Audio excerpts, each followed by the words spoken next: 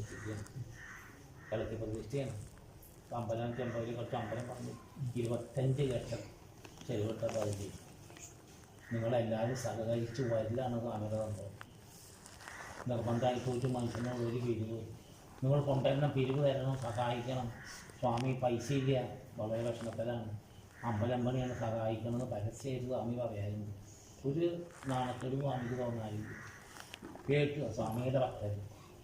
സ്വാമി ഇവിടെ വരുന്നവരോട് പറയാൻ പറ്റും, പുറത്തുനിന്ന് പോകും, ആരോടും ചോദിക്കില്ല. അപ്പോൾ സ്വാമി നിങ്ങളോട് ചോദിക്കുക, സഹായിക്കണം. ഇനി വലിയ അമ്പലം പണിയാൻ പോവുക.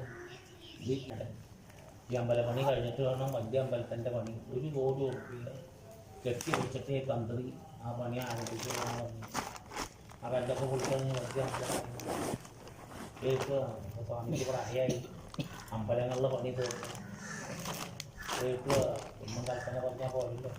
നമ്മൾ വന്ന് പ്രാർത്ഥിക്കുമ്പോൾ നിങ്ങളുടെ കാര്യം നടക്കാൻ ദേവത പ്രത്യക്ഷമാവണ്ടേ. ഇത് സാധാരണ ആശ്രമമല്ല.